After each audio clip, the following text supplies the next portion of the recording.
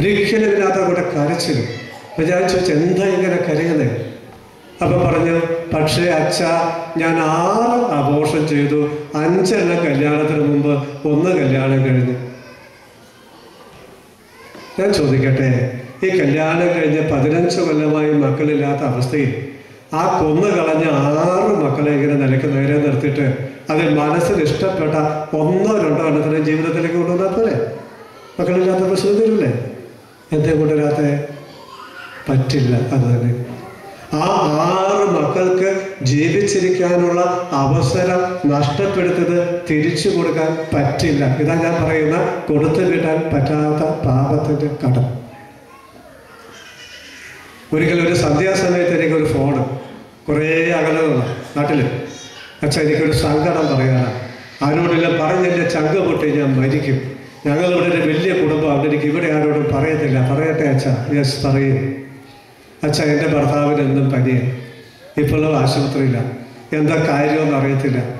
ഇന്നിപ്പോൾ ഡോക്ടർ പറയാ HIV ആണോന്ന് അറിയത്തില്ല, അവരുടെ ഭർത്താവിൻ്റെ എൻ്റെ രക്തം പരിശോധിക്കണം. എൻ്റെ അച്ഛാ, എനിക്കത് കേട്ടിട്ട് സഹിക്കത്തില്ല അച്ഛാ. ഇന്ന് ഞങ്ങൾ രക്തം കൊടുക്കാൻ പോവുക, നിങ്ങൾക്ക് രോഗമില്ലാതിരിക്കുക, അച്ഛൻ പ്രാർത്ഥിക്കണം, ഞാൻ റിസൾട്ട് കിട്ടുമ്പോൾ അറിയിക്കാം. കുറേ കരച്ചിലും പറച്ചിലുമൊക്കെ. 3-4 ദിവസം കഴിഞ്ഞ് പിന്നെയും വിളിച്ചു. അങ്ങേ തലയ്ക്കുന്ന ഒരു വാക്ക് പോലും ഇല്ല, നോൺ സ്റ്റോപ്പ് കരച്ചിൽ.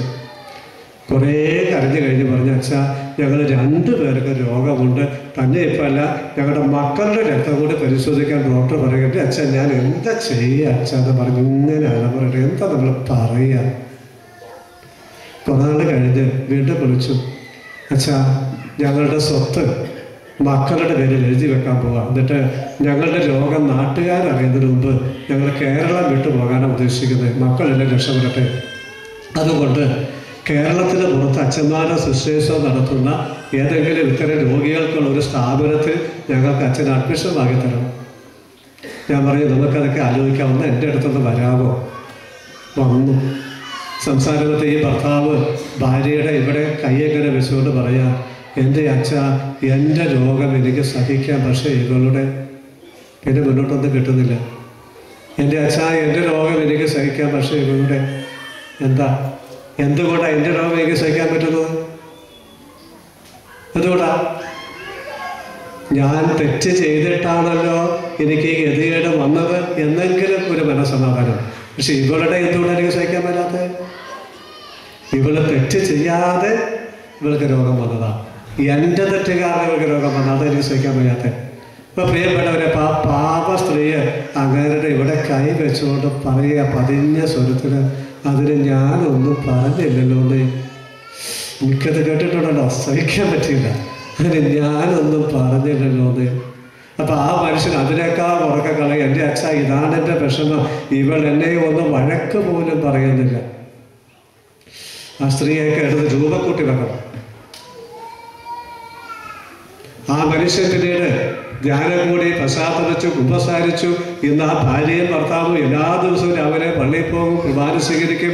അത് കഴിഞ്ഞ് കുറേ സമയം പള്ളിയിലിരുന്ന് പ്രാർത്ഥിക്കും. പക്ഷേ അദ്ദേഹത്തിൻ്റെ രോഗം മാറുന്നില്ല, ഭാര്യയുടെ രോഗം മാറുന്നില്ല. കുറച്ച് കഴിഞ്ഞ് അവരൊക്കെ മരിക്കും, 3 പിള്ളേർ വഴി ആധാരം തീർന്നു. എങ്ങനെ കടം കൊടുത്തു കിട്ടുക? നമ്മുടെ എത്രയോ വീടുകളിലെ കല്യാണം കഴിഞ്ഞിട്ട് ഭാര്യാഭർത്താക്കന്മാരുണ്ടാക്കുന്ന പ്രശ്നങ്ങൾ, പിരിഞ്ഞ് നിൽക്കുക, വഴക്കുണ്ടാക്കുക, ഡൈവോഴ്സ് വാങ്ങി പോവുക, വേറെ ആളുടെ കൂടത്തിൽ പോവുക, മക്കളെ ഇട്ടിട്ട് പോവുക, മാതാപിതാക്കളെ ഇട്ടിട്ട് പോവുക, മാതാപിതാക്കൾ കൂടെയുള്ളപ്പോൾ നോക്കാതിരിക്കുക, പരമാവധി ബുദ്ധിമുട്ടിക്കുക, ജോലി സ്ഥലത്ത് വേണ്ട വിധത്തിൽ ജോലി ചെയ്യാണ്ടിരിക്കുക, ഏതെല്ലാം വിധത്തിൽ ചെയ്യുന്നു. കോഴിക്കോട്ടെ പ്രശസ്തമായ ഒരു ആശുപത്രിയിൽ ഒരു നേഴ്സ് അശ്രദ്ധയോടെ ഒരു രോഗിക്ക് ഇഞ്ചക്ഷൻ കൊടുത്ത മരിച്ചു. രോഗി മരിച്ചു, ഉടനെ മരിച്ചു. ഹോസ്പിറ്റലുകാർ രോഗിയുടെ വീട്ടുകാർക്ക് 1 കോടി രൂപ നഷ്ടപരിഹാരം കൊടുത്ത് കേസ് പുറത്തറിയാതെ ഒതുക്കി തീർത്തു. നേഴ്സിനെ എവിടെ നിന്ന് പറഞ്ഞു വിട്ടു. നേഴ്സിന് ഒരു നഷ്ടം പറ്റില്ല, വേറെ പോയി ജോലി വാങ്ങും. ജീവൻ നഷ്ടപ്പെട്ട മനുഷ്യൻ്റെ കാര്യമോ, 1 കോടി രൂപ എടുത്തു കൊടുത്ത ആശുപത്രിയുടെ കാര്യമോ, ഈ കടനെങ്ങനെയാണ് പറ്റുന്നത്? അപ്പം നമ്മളുടെ വ്യക്തി ബന്ധങ്ങളിലെ, കുടുംബ ബന്ധങ്ങളിലെ, ജോലി സ്ഥലത്തും ഒക്കെ നമ്മുടെ തെറ്റായ പ്രവൃത്തികൾ കാരണം പലപ്പോഴും പാപത്തിൻ്റെ കടങ്ങൾ ഉണ്ടാകുന്നുണ്ട്. ഈ കടങ്ങളൊന്നും നമുക്ക് കൊടുത്തു കിട്ടാൻ പറ്റില്ല. ഈ ഒരു വലിയ യാഥാർത്ഥ്യത്തെ മുമ്പിലാണ് നമ്മൾ നിൽക്കുന്നത്. ഈ ഒരു പശ്ചാത്തലത്തിലാണ് വീണ്ടും കുംഭസാരത്തിൻ്റെ വില. അനുദമിച്ച് പാപങ്ങൾ ഏറ്റുപറയുമ്പോൾ ഈശോ 1 ആ പാപം ക്ഷമിക്കുന്നു, 2 ആ പാപത്തിൻ്റെ കടം ഇളച്ചു തരുന്നു, 3 പാപം മനസ്സിലുണ്ടാക്കിയ പാപത്തിൻ്റെ മുറിവിനെ സുഖപ്പെടുത്തുന്നു. നോക്കിക്കേ, എത്രയോ പ്രധാനപ്പെട്ട 3 കാര്യങ്ങളാണ് ഒരു കുംഭസാരത്തിൽ നമുക്ക് ലഭിക്കുന്നത്. ആവർത്തിക്കാം. 1 ദൈവം പാപം ക്ഷമിക്കുന്നു, 2 ദൈവം പാപത്തിൻ്റെ കടം ഇളച്ചു തരുന്നു, 3 പാപം മനസ്സിലുണ്ടാക്കിയ മുറിവിനെ ദൈവം സുഖപ്പെടുത്തുന്നു. ഇവിടെ നമ്മളെ സംബന്ധിച്ച് ഒരു കുംഭസാരം എന്ന് പറയുന്നത് ദൈവം നമുക്ക് ചെയ്ത ഒരു വലിയ കാരുണ്യ പ്രവൃത്തി, വലിയൊരു സാധ്യത ദൈവം നമുക്ക് തന്നിരിക്കുക. പാപങ്ങൾ ക്ഷമിക്കപ്പെടാൻ, കടങ്ങൾ കിളവ് നേടാൻ, പാപത്തിൻ്റെ മുറിവുകൾക്ക് സൗഖ്യം നേടുവാൻ ദൈവം നമുക്കൊരു അവസരം. അതുകൊണ്ട് ആ ഒരു കാഴ്ചപ്പാടിൽ നമ്മൾ കുംഭസാരത്തെ കാണുന്നത് നല്ലതാണ്. ഈ പറയാൻ തോന്നുന്നതുമായി ബന്ധപ്പെട്ട മറ്റൊരു ചിന്ത, ഈ പാപവും പ്രശ്നവും തമ്മിലുള്ള ബന്ധവും വ്യത്യാസമാണ്. പാപം ചെയ്തെടുത്ത പാപമോചനം വേണം, പ്രശ്നമുള്ളിടത്ത് പരിഹാരവും വേണം. കുംഭസാരം സത്യസന്ധമാകുവാൻ, കുംഭസാരത്തിലൂടെ പാപമോചനം കിട്ടുവാൻ പാപം പറഞ്ഞാൽ മതി, പ്രശ്നം പറയേണ്ട കാര്യമില്ല. എങ്കിലും ഞാൻ പറയട്ടെ, ചിലപ്പോഴെങ്കിലും ഇതൊക്കെ കുംഭസാരത്തോടൊപ്പം പ്രശ്നങ്ങൾ കൂടി പറയുന്നത് നല്ലതാണ്. അതിന് കാരണം ഞാൻ ഇച്ചിരി എഴുതി പറയും. രണ്ടാമത്തെ ഒരു കാര്യം, പാപവും പ്രശ്നവും തമ്മിൽ ഒരു ബന്ധമുണ്ടാകാമെന്നതാണ്. നമ്മൾ ചെയ്യുന്ന ചില പാപങ്ങളും നമ്മളിലുള്ള ചില പ്രശ്നങ്ങളും തമ്മിൽ ചിലപ്പോൾ ബന്ധമുണ്ടാകാം. ഉദാഹരണത്തിന്, എനിക്ക് ഭയങ്കര മുൻകോപം. ഇപ്പം മുൻകോപം എന്ന് പറയുന്നത് പാപമല്ല, എൻ്റെ ഒരു പ്രശ്നം. ഈ മുൻകോപം ഉള്ളത് കൊണ്ട് ഞാൻ ജീവിത പങ്കാളിയോടോ മക്കളോടോ മാതാപിതാക്കളോടോ സഹപ്രവർത്തകരോടോ ഒക്കെ വെറുതെ ദേഷ്യപ്പെട്ടു എന്നത് പാപം. എന്തുകൊണ്ട് ദേഷ്യപ്പെട്ടു എന്ന് ചോദിച്ചാൽ മുൻകോപം എന്ന പ്രശ്നം എന്നിലുണ്ട്. ഇപ്പം ഇതൊക്കെ മുൻകോപം എന്ന പ്രശ്നം ദേഷ്യപ്പെട്ടു എന്ന പാപത്തിലേക്ക് നയിച്ചു. അല്ലെ, എനിക്കൊരു കുടുംബത്തോട് വിരോധമുണ്ട്, അതൊരു പ്രശ്നമാണ്. അതുകൊണ്ട് ആ കുടുംബത്തെ പറ്റി ഞാൻ പരദൂഷണം പറഞ്ഞു, അല്ലെങ്കിൽ ഒരു ആവശ്യം വന്നപ്പോൾ അവരെ ഞാൻ സഹായിച്ചില്ല, അത് പാപം. എന്തിനാ? അവരോടുള്ള വിരോധം എന്ന പ്രശ്നം കിടക്കുന്നു. അല്ല, വേറൊരാൾ പറയും എനിക്ക് അപ്പോൾ സങ്കടം, അതുകൊണ്ടാണ് ഞാൻ മദ്യപിച്ചു. അപ്പോൾ മദ്യപാനത്തിന് കാരണം സങ്കടം. ഇനി സങ്കടമോ അഥവാ മറ്റു വിധത്തിൽ പറഞ്ഞാൽ ടെൻഷൻ. ഞാൻ പറയും ടെൻഷനാണ് മദ്യപാനത്തിന് കാരണമെങ്കിൽ ഇവിടെയുള്ള സർവ്വ ആണുങ്ങളെക്കാളും മദ്യപിക്കുന്ന ഇവിടെയുള്ള സർവ്വ പെണ്ണുങ്ങളാണ്. കാരണം പറയാം, ഭർത്താക്കന്മാരെക്കാളും അപ്പന്മാരെക്കാളും ടെൻഷൻ അമ്മമാർക്കും ഭാര്യമാർക്കും. സ്ത്രീകൾ സമ്മതിക്കോ? സ്വർണോ? ഞാൻ പറയുന്നത് തെറ്റാണെങ്കിൽ വിട്ടിത്തരാണ് ഇപ്പം വിവരിച്ചേക്കാം. ഞാൻ മനസ്സിലാക്കുന്നിടത്തോളം ഒരു സ്ത്രീ എന്ന നിലയ്ക്ക്, ഒരു അമ്മ എന്ന നിലയ്ക്ക്, ഒരു ഭാര്യ എന്ന നിലയ്ക്കും ഒരു സ്ത്രീ അനുഭവിക്കുന്ന വലിയ സഹനങ്ങളുണ്ട്. ഭർത്താക്കന്മാർക്ക് പുറത്തു പോകാം, ബീഡി വലിക്കാം, സിഗരറ്റ് വലിക്കാം, മദ്യപിക്കാം, വീട്ടിൽ വന്ന് വഴക്കുണ്ടാക്കാം, ഭാര്യ തല്ല, ഇച്ചിരി കഴിഞ്ഞാൽ കൂടുതൽ പോയി കിടക്കുകയും ചെയ്യും. ഇത് തന്നെ ഭർത്താവ് ഭാര്യയ്ക്ക് അനുവാദം കൊടുക്കുമോ? തോന്നുന്നില്ല, ഇറങ്ങിപ്പോക്കോ, ബീഡി വലിച്ചോ, മദ്യപിച്ചോ, വീട്ടിൽ വന്ന് എന്നെ വഴക്ക് പറഞ്ഞോ, ഇങ്ങനെ 2 തല്ലും തന്നൊക്കെ എൻ്റെ വീട്ടിൽ കൊടുത്ത് കിടന്നു, ഏതെങ്കിലും ഭർത്താവ് സമ്മതിക്കാം? ഇല്ലല്ലോ. അപ്പം കൂടുതൽ ടെൻഷൻ അനുഭവിക്കുന്ന ഭാര്യയ്ക്ക് അതൊന്നും പറ്റത്തില്ല. അതിനേക്കാൾ കുറച്ച് ടെൻഷനുള്ള അഥവാ കുറെ കൂടെ വിൽ പവറുള്ള ആളുകൾക്ക് ഇതെല്ലാം പറ്റും. ഈ ഒരു വൈരുദ്ധ്യമൊക്കെ നമ്മുടെ ജീവിതത്തിലുണ്ട്. ഇപ്പം ഞാൻ പറഞ്ഞു വരുന്നത്, പ്രശ്നം പാപത്തിലേക്ക് നയിക്കുന്നു. അങ്ങനെയാണെങ്കിൽ പ്രശ്നത്തെ നിലനിർത്തിക്കൊണ്ട് അതിൽ നിന്നുണ്ടാകുന്ന പാപം കുംഭസാരത്തിൽ പറഞ്ഞാലും പ്രശ്നം നിലനിൽക്കുന്നത് കൊണ്ട് അതേ പാപം പിന്നെയും ചെയ്യും. വിരോധം നിലനിർത്തിക്കൊണ്ട് കുറ്റം പറഞ്ഞത് കുംഭസാരിച്ചാലും പിന്നെയും വിരോധം കാരണം കുറ്റം പറയും.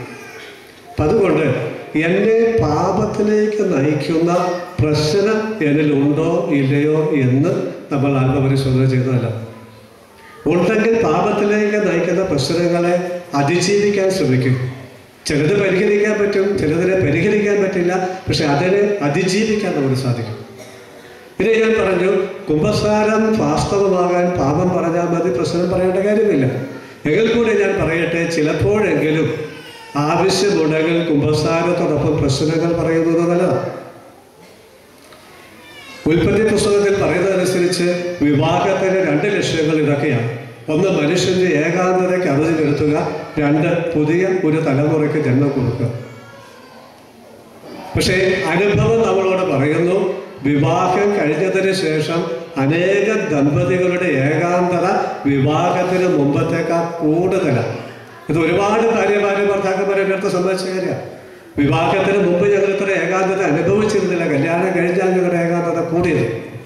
അപ്പം വിവാഹത്തിൻ്റെ ഒന്നാമത്തെ ലക്ഷ്യം ഇവിടെ തെറ്റുക. നമ്മൾ ആരെയും കുറ്റപ്പെടുത്തണ്ട, തെറ്റ് ശരിയൊന്നും പറയണ്ട. പക്ഷെ ദാറ്റ് ഈസ് ദ എക്സ്പീരിയൻസ്. അമേരിക്കയിൽപ്പെട്ടൊരു മനുഷ്യൻ പത്രപരസ്യം കൊടുത്തു, നിങ്ങൾ പറയുന്നതെല്ലാം ഞാൻ കേട്ടിരിക്കാം, മണിക്കൂറിന് $50 ഫീസ്. പരസ്യം വായിച്ച ചില സുഹൃത്തുക്കൾ അദ്ദേഹത്തെ വിളിച്ച് കളിയാക്കി, നിനക്കെന്നാ വട്ടാണ് അതുകൊണ്ട് പരസ്യം കൊടുക്കാൻ. അദ്ദേഹം പറഞ്ഞ്, വട്ടുണ്ടോ ഇല്ലയോ ഒരാഴ്ചയെന്ന് പറയാം. പക്ഷെ അന്ന് രാത്രി തന്നെ കൂട്ടുകാരെ വിളിച്ച് പറഞ്ഞു, എനിക്ക് വട്ടില്ല. കാരണം എന്താണെന്നറിയാമോ, പരസ്യം വന്ന് അന്ന് തന്നെ ഒരാഴ്ചത്തെ ബുക്കിംഗ് അദ്ദേഹത്തിന് കിട്ടി. ചുമ്മാ കേട്ടിരിക്കുക, 50 വെച്ച് വാങ്ങുക, എന്നിട്ട് ഒരാഴ്ചത്തെ ബുക്കിംഗ്. അതിനർത്ഥം എന്താ, ഒത്തിരി പേർക്ക് പറയാനുണ്ട്, ഒത്തിരി പേർക്ക് മനസ്സ് തുറന്ന് പറയാനുണ്ട്. പക്ഷെ ആരോടാ പറയാൻ കിട്ടുക, ആരെ കേൾക്കാനുള്ളത്? ചിലരോട് പറഞ്ഞാൽ പിന്നെ ജീവിച്ചിരുന്നിട്ട് കാര്യമില്ല. അറിയാമല്ലോ, നാറ്റിച്ച് അല്ലെങ്കിൽ അവസരം കിട്ടുമ്പോൾ വിളിച്ച് പുറത്താകും. ഇനി വീട്ടിൽ ഭാര്യയ്ക്ക് ഭർത്താവിന് തമ്മിൽ പറയാൻ പറ്റുന്നില്ല, മാതാപിതാക്കൾ മക്കൾക്ക് തമ്മിൽ പറയാൻ പറ്റുന്നില്ല, എന്നാ പറയാനുള്ളതാണ്. ഈ നിസ്സഹായ അവസ്ഥയിൽ പറയാൻ മറ്റൊരു വേദിയില്ലെങ്കിൽ, കേൾക്കാൻ മറ്റൊരു വേദിയില്ലെങ്കിൽ, 2 കൽപ്പിച്ച് ഒരു കുമ്പസാരത്തെ പറയാം. 2 കൽപ്പിച്ചൊരു കുമ്പസാരത്തെ പറയാം. ചില അച്ഛന്മാരെ കേൾക്കാനേ മനസ്സ് കാണിക്കൂല. ചിലർക്ക് കേട്ടിരിക്കുക, പക്ഷെ മറുപടി പറയില്ല. ചിലർക്ക് നേരമുണ്ടാവില്ല. ഇതെല്ലാം സമ്മതിക്കുന്നു. എങ്കിലും സമയവും സാഹചര്യവും ഒക്കെ ഉണ്ടെങ്കിൽ ഒന്ന് ചുരുക്കി പറയും. ഒത്തിരി നെട്ടിപ്പിടിച്ചൊന്നും പറയേണ്ട കാര്യമില്ല. ചിലരിങ്ങനെ വന്ന് പറയാം, അച്ഛാ ഞാൻ 8:30 ബസ്സിന് പോരാമെന്ന് വിചാരിച്ചു, അന്നേരം വീട്ടിൽ നിന്ന് ഇറങ്ങാൻ താമസമായത് കിട്ടിയില്ല. പിന്നെ 8:45 ബസ്, അത് വന്നുമില്ല അച്ഛാ. പിന്നെ കുറെ കഴിഞ്ഞ് 9:30 ബസ്സിനാണ് കയറിയത്. ഇങ്ങനെയൊന്നും പറയേണ്ട കാര്യമൊന്നുമില്ല. പ്രശ്നം അങ്ങോട്ട് പറഞ്ഞാൽ മതി. അപ്പം അങ്ങനെയൊക്കെ സമയമില്ല. അത്യാവശ്യം പോയിട്ട് പറയാം. ഞാൻ എൻ്റെ 1-2 അനുഭവങ്ങൾ പറയാം. ഒരിക്കൽ ഞാൻ സൺഡേ സ്കൂൾ ടീച്ചേഴ്സിന് ഒരു ക്ലാസ് എടുക്കാം. ഒരു ഇൻ്റർവെൽ സമയത്ത് ഞാൻ നിൽക്കുമ്പോൾ ഒരു ടീച്ചർ എൻ്റെ അടുത്തോട് പരിചയഭാവത്തിൽ സംസാരിച്ചു. ശരിക്കും ആളെ കണ്ട ഓർമ്മയില്ല. കുറേ കഴിഞ്ഞപ്പോൾ അപ്പോൾ അച്ഛനെ ഇതുവരെ മനസ്സിലായില്ലേ? ഇല്ല. അച്ഛനെ എന്നെ രക്ഷിച്ച് എന്നിട്ട് പിടികിട്ടുന്നില്ലേ? ഇല്ല. ഞാൻ പറഞ്ഞ കാര്യം പറ. അത് പറയാണ്, അവരുടെ പള്ളിയിൽ ഞാൻ കുമ്പസാരിപ്പിക്കാൻ പോയിരുന്നു പോലും. അപ്പം അവർ ആത്മഹത്യയെ പറ്റി വിചാരിച്ചോളായിരുന്നത്. അപ്പം എൻ്റെ പുതിയൊരു അച്ഛനെ കണ്ടപ്പോൾ അച്ഛൻ്റെ ഇവിടുന്ന് കുമ്പസാരിച്ചു. എൻ്റെ അടുത്താണെന്നാണ് പറയുന്നത്. അപ്പം ആത്മഹത്യ ചെയ്യാനുള്ള കാര്യമൊക്കെ പറഞ്ഞു. അപ്പം ഞാൻ പറഞ്ഞ ചില മറുപടികൾ കാരണം ആത്മഹത്യ ചെയ്തില്ല. ശരിക്കും ഒരു കാര്യം ഉറപ്പാ, അവരെ ആത്മഹത്യക്ക് പ്രേരിപ്പിച്ച ഒരു പ്രശ്നവും തീർക്കാൻ ഞാൻ പോയിട്ടില്ല. ആ കുമ്പസാരക്കൂട്ടിൽ വെച്ച് ചില മറുപടി പറയുക മാത്രമേ ചെയ്തിട്ടുള്ളൂ. അതവർക്ക് ഉപകാരപ്പെട്ടു. ഇതുപോലെ ഒരു ധ്യാനത്തിൻ്റെ ഇടയ്ക്ക് ഇതുപോലത്തെ വിഷയങ്ങളൊക്കെ ഞാൻ പറഞ്ഞു. അന്ന് വൈകിട്ട് കുമ്പസാരം ഉണ്ടായിരുന്നു. പിറ്റേന്ന് വൈകിട്ടത്തെ ധ്യാനം കഴിഞ്ഞ് ആളുകളെല്ലാം പോയി കഴിഞ്ഞ് പരിസരത്ത് ആരുമില്ലെന്ന് ബോധ്യപ്പെട്ടപ്പോൾ ഒരാൾ എൻ്റെ അടുത്ത് വന്ന് ചോദിച്ചു, അച്ഛാ ഞാൻ അച്ഛനെ ഒന്ന് കെട്ടിപ്പിടിച്ചോട്ടെ. എനിക്കതാണ് ഒരു ഈർഷ്യ തോന്നി. കാരണം ഞാൻ ഇതുവരെ ആരെയും കെട്ടിപ്പിടിച്ചിട്ടുമില്ല, കെട്ടിപ്പിടിക്കാൻ നിന്നിട്ടുമില്ല. അപ്പം എനിക്കൊരു വിഷമം. ഞാൻ ചോദിച്ചു, എന്തിനാ? അച്ഛാ കഴിഞ്ഞ 36 കൊല്ലമായി ഞാൻ സഹിക്കുകയായിരുന്നു. എന്നാലും അച്ഛൻ പറയുന്നതൊക്കെ കേട്ടു. അച്ഛൻ്റെ അടുത്ത് വന്ന് 1 മണിക്കൂറെടുത്ത് ഞാൻ കുമ്പസാരിച്ചു. അച്ഛൻ 36 കൊല്ലത്തെ മനപ്രയാസം എതിരെ പോയെന്ന് അറിയത്തില്ല. അച്ഛൻ കാരണമാണല്ലോ അത് കിട്ടിയത്. ആ സന്തോഷത്തിന് അച്ഛനെ കെട്ടിപ്പിടിക്കാൻ ഒരു ആഗ്രഹം അച്ഛൻ ചെയ്തോട്ടെ. ഞാൻ എന്താ പറയട്ടെ, ഞാനിങ്ങനെ നിന്ന് കൊടുത്തു. അങ്ങനെ കുറേ നേരം കെട്ടിപ്പിടിച്ച് നിന്നിട്ട് പോയി. അപ്പം 36 കൊല്ലം നീണ്ട സഹനം 1 മണിക്കൂർ നീണ്ട ഒരു കുമ്പസാരത്തിലൂടെ പോയേക്കാം. അതൊരു വലിയ കാര്യമാണ്. നീ കുമ്പസാരിക്കാൻ 1 മണിക്കൂർ എടുത്തെങ്കിൽ അതിൽ പാപം പറയാൻ 1 മിനിറ്റ് വരെ എടുത്തിട്ടുണ്ടാകാം. ബാക്കിയൊക്കെ പ്രശ്നങ്ങളും ചർച്ചകളുമായിരുന്നു. ഒരിക്കലും ഒരു ധ്യാനത്തിൻ്റെ അവസാനം ഒരാൾ സാക്ഷ്യം പറഞ്ഞു. അദ്ദേഹം പറഞ്ഞു, അദ്ദേഹം കുമ്പസാരിക്കാൻ എടുത്തത് 3.5 മണിക്കൂറാണ്. എൻ്റെ അടുത്തല്ല, അവരുടെ അച്ഛൻ്റെ അടുത്ത് 3.5 മണിക്കൂർ. അദ്ദേഹം പറഞ്ഞു, ആ ഒരു കുമ്പസാരമാണ് എൻ്റെ ജീവിതത്തിൽ മാറ്റം വരുത്തുന്നത്. 3.5 മണിക്കൂർ പാപമാണ് പറഞ്ഞ അല്ല. ഞാൻ പറഞ്ഞത് നമുക്ക് എല്ലാവർക്കും എപ്പോഴും എങ്ങനെ പറയാനുള്ളതല്ല.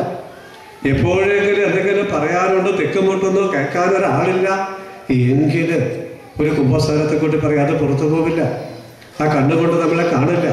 മറുപടിയൊന്നും കിട്ടിയില്ലെങ്കിൽ അത് കേൾക്കുന്ന ദൈവം നമ്മുടെ ജീവിതത്തിൽ ഒരു സാന്ത്വനമെങ്കിലും തരും. കുംഭസാരം കഴിഞ്ഞപ്പോൾ ശാരീരിക രോഗങ്ങൾ പോലും വിട്ടുപോയിട്ടാണ് എൻ്റെ അടുത്ത് ആളുകൾ പറഞ്ഞിട്ടുണ്ട്. അപ്പം അത് നമ്മൾ ശ്രദ്ധിക്കാവുന്നതാണ്. മറ്റൊരു കാര്യം ഇതുമായി ബന്ധപ്പെട്ട് ഈ കുംഭസാരിക്കാൻ നിങ്ങൾ നിൽക്കുമ്പോൾ ദൈവത്തെ ഓർത്ത് ഒരാളോട് ചേർന്ന് മറ്റേയാൾ നിൽക്കരുത്. ഒരു 5-6 അടി അകന്ന് നിൽക്കും. കാരണം എന്താ വെച്ചാൽ ഇങ്ങേർക്ക് വല്ലതും പറയാനുണ്ട് പറഞ്ഞോട്ടെ. ഇപ്പോഴത്തെ ഒരാൾ ഇങ്ങനെ നിൽപ്പുണ്ടെന്ന് കേട്ടാൽ മറ്റേ ആൾക്ക് പറയാൻ തോന്നില്ല. ചിലർക്ക് സ്വരത്തിന് കൺട്രോളൊന്നുമില്ല. ചിലർക്ക് അച്ഛന്മാർക്ക് ഈ കുമ്പസാരക്കുട്ടി നിങ്ങൾക്കറിയാം, കുമ്പസാരക്കുട്ടി ചെറിയ സ്വരത്തിൽ പറഞ്ഞ് ഭയങ്കര അസ്വസ്ഥതയാണ്. കുമ്പസാരിക്കുന്ന ആൾക്ക് ഒറ്റതാണ് പറഞ്ഞാൽ മതി. മറുപടിയാണ് അച്ഛന് എത്ര പേരോട് പറഞ്ഞാൽ ഭയങ്കര വിഷമം. നിങ്ങളതിന് പറഞ്ഞു പോകണം. അപ്പം ചിലപ്പോൾ ഇച്ചിരി ഒച്ച കൂടി പോകും. ചില ആളുകൾ പറയും അച്ഛാ എനിക്ക് ചെവിക്ക് കേൾവി കുറെ ഉറക്കം പറയാമെന്ന് പറയും. ഇങ്ങനെ നമ്മൾ ഭയങ്കര ഉറക്കം പറഞ്ഞാലും ഇത് അങ്ങനെ കാത്തു കുപ്പിച്ച് നിൽക്കുക. മറ്റൊരാൾ കേൾക്കുന്നുണ്ടെന്നുള്ള ഒരു ഭയം കുമ്പസാരിക്കുന്നവർക്കോ അച്ഛനോ ഉണ്ടാകാത്ത വിധത്തിൽ നമ്മളൊരു ഇച്ചിരി അകലത്തിൽ നിൽക്കുക. അതിൻ്റെ ഇടയ്ക്ക് ആരും വന്ന് കയറിയില്ലല്ലോ.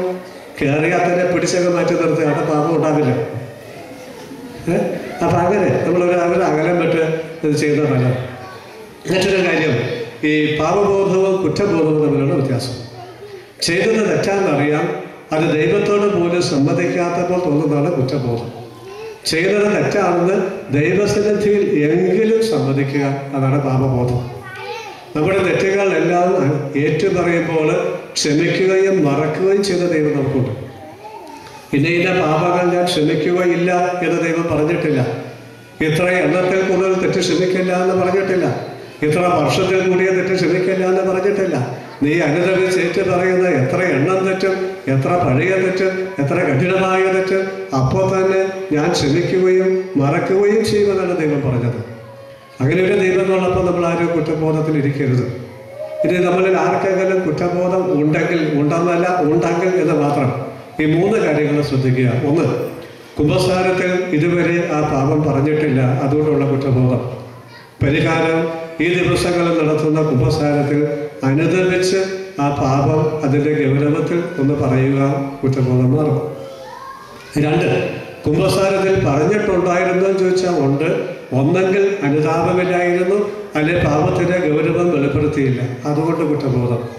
പരിഹാരം അടുത്ത കുമ്പസാരത്തിൽ അനുദപിച്ചും പാപത്തിൻ്റെ ഗൗരവം വെളിപ്പെടുത്തിയും അവസാനമായി ഒരിക്കൽ കൂടി പറയുക, പ്രശ്നം തീരും. 3, വലിയ അനുതാപത്തോടുകൂടി ഒരു തവണയോ പലതവണയോ കുമ്പസാരത്തിൽ പറഞ്ഞിട്ടുണ്ട്, എന്നിട്ടും കുറ്റബോധം മാറുന്നില്ല. അവര് ഇനി അത് കുമ്പസാരത്തിൽ പറയാൻ നിൽക്കേണ്ട. കാരണം ദൈവം അത് പണ്ടേ ക്ഷമിച്ചതാ, മറന്നതാ. ദൈവം ക്ഷമിച്ചിട്ടും ദൈവം ക്ഷമിച്ചില്ല എന്നുള്ള ഒരു തെറ്റിദ്ധാരണ നമ്മുടെ മനസ്സിൽ കിടക്കുന്നുണ്ട്. അങ്ങനെയുള്ളവര് ദൈവം ആ തെറ്റ് ക്ഷമിച്ചതിനെ ഓർത്ത് ദൈവത്തിന് നന്ദി പറഞ്ഞ് പ്രാർത്ഥിച്ചാൽ മതി, കുറ്റബോധം മാറും. ഇപ്പം നമ്മുടെ നിശ്ചയിച്ച സമയം തീരുകയാണ്. നമുക്കൊരു അരമണിക്കൂർ, ഇന്നിപ്പോൾ വ്യാഴാഴ്ച കൂടെ ആണല്ലോ, വിശ്വ കുർബാന സ്ഥാപിച്ച ദിവസം. അപ്പോൾ ഞാൻ വിചാരിച്ചു ഒരു അരമണിക്കൂറെങ്കിലും ആരാധന നടത്താമെന്ന്. അപ്പോൾ ഈ പാപത്തെ പറ്റി കുറച്ച് കാര്യങ്ങളോട് പറയാനുള്ളത് ഞാൻ നാളെ പറയാം. അപ്പം ഞാൻ ഈ പറഞ്ഞ കാര്യങ്ങളുടെ വെളിച്ചത്തിൽ നമ്മളാണ് ഓരോ പ്രമാണവും എടുത്ത് നമ്മുടെ കഴിഞ്ഞകാല ജീവിതം അതിൽ ഉരച്ചു നോക്കേണ്ടത്, പ്രാർത്ഥനാപൂർവ്വം. ആ പ്രമാണത്തിൻ്റെ മേഖലയിൽ എനിക്ക് തെറ്റ് പറ്റിയിട്ടുണ്ടോ? ഉണ്ടെങ്കിൽ നമ്മൾ അതിനോട് അനുദപിക്കുക. ചിലപ്പോൾ നമുക്ക് അനുതാപം കിട്ടണമെന്നില്ല. അപ്പം നമ്മൾ പ്രാർത്ഥിക്കുക, പരിശുദ്ധാത്മാവിനോട് അനുതാപം തരണമെന്ന്. എന്നിട്ട് നമുക്കത് കുമ്പസാരത്തിൽ ഏറ്റു പറഞ്ഞ് ആ പാപമോചനവും കടങ്ങൾക്ക് ഇളവും പാപത്തിൻ്റെ മുറിവുകൾക്ക് സൗഖ്യവും തരാൻ നാളെയും മറ്റന്നാൾ നമുക്ക് ഉപയോഗിക്കാം. കൂടുതൽ പറയാനുള്ള കാര്യങ്ങൾ ഞാൻ നാളെ രാവിലെ പറഞ്ഞുകൊള്ളാം. നമുക്കിപ്പോൾ ആരാധനയ്ക്ക് വേണ്ടി ഒരു 4 ഞാൻ വിട്ടുകൊള്ളാം. അതുവരെ ദയവായിട്ട് എല്ലാവരും സഹകരിച്ച് കൂടിയായിരിക്കുന്നത് അപേക്ഷിക്കുന്നു.